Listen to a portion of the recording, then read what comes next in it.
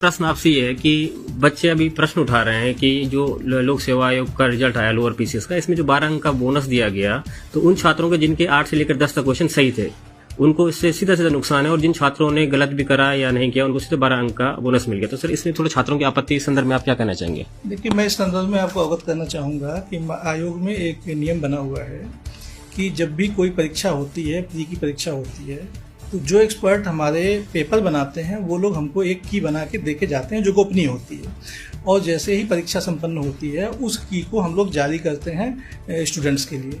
अभ्यर्थियों से मांगा जाता है कि 7 दिन के अंदर किसी भी जवाब पे आपको कोई ऑब्जेक्शन है तो आप आके हमको दे सकते हैं।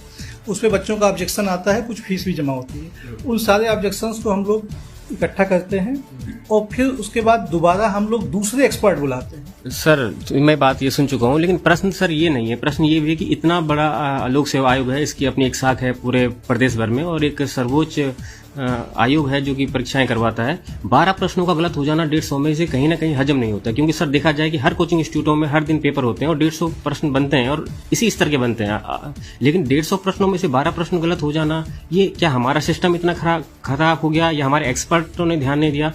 आयोग के पास बहुत सारे संसाधन हैं, अच्छे अच्छे प्रोफेसर आयोग के पास थे, लेकिन 12 प्रश्न सर कैसे गलत हो गए? सर प्रश्न तो इस बात का है। नहीं, आयोग एक्सपर्ट बुलाता है और सभी एक्सपर्ट अलग अलग प्रदेशों से आते हैं, बाहर से आते हैं, और जो बच्चों के ऑब्जेक्शंस होते हैं उनको भी 3 एक्सपर्ट्स की टीम जो है दोबारा उसको वेरीफाई करती है। उसी के हिसाब से माननीय आयोग निर्णय लेता है।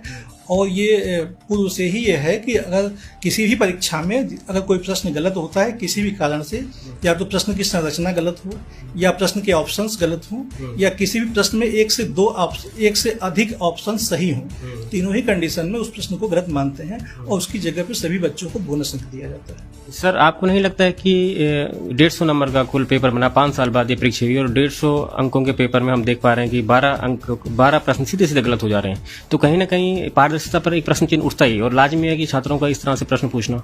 नहीं, देखिए, प्रक्रिया पूरी पारदर्शी है। हमने की जारी की है, की पे जो बच्चों का ऑब्जेक्शन आया है उसको कंसीडर किया गया है, एक्सपर्ट्स को बुला के कंसीडर किया गया है। उसके बाद जो माननीय आयोग का प्रोसीजर है उस प्रोसीजर के हिसाब से बोनस अंक हर परीक्षा में दिया जाता है, और इसी प्रकार से इस बार भी किया गया है। कोई नई प्रक्रिया नहीं अपनाई गई। सर अब छात्र जैसे लगातार मांग उठा रहे हैं कि एक बार आयोग को रिव्यू करना चाहिए, तो क्या आयोग इस ओर कुछ ध्यान दे रहा है या कोई मतलब उसी को as it is result final माना जाए? आयोग की जो प्रक्रिया है, आयोग ने पूरी प्रक्रिया को पूर्ण करते हुए रिजल्ट डिक्लेयर किया गया है और किसी भी प्रकार का रिव्यू करने का कोई प्रावधान नहीं। लेकिन सर प्रश्न बार बार मन में शंका इसी बात की है, छात्रों की भी है, हमारी भी है, कि कहीं ना कहीं आपको भी लगता होगा कि एथिकली हम सोचें कि आप एक पेपर करवा रहे हैं, इतने बड़ा सस्ता पेपर करा रही है और 12 प्रश्न उसमें गलत हो जा रहे हैं। और एक प्रश्न तो सर 2011 की जनगणना पर आधारित था कि औसत महिला क्या है, साक्षरता नहीं, सेक्स रेशियो शायद पूछा गया था, तो उसमें 940 था उसमें औसत, और उस प्रश्न को गलत करने का सर कोई मतलब भी नहीं बनता। मैंने पहले अनुरोध किया है, किसी भी प्रश्न का जवाब सही या गलत आयोग अपनी मर्जी से नहीं करता है। 3 एक्सपर्ट बुलाता है, तीनों पृथक पृथक क्षेत्र से बुलाता है, और तीनों एक्सपर्ट जो अपनी राय देते हैं वही राय मान्य होती है, वही माननीय आयोग की बैठक में रखा जाता है, वही पास होता है। तो माननीय एक्सपर्ट्स की राय के आधार पर ही राय बनाई जाती है और उसी के आधार पर कार्रवाई की गई। बहुत बहुत धन्यवाद सर अपनी बात रखने के लिए।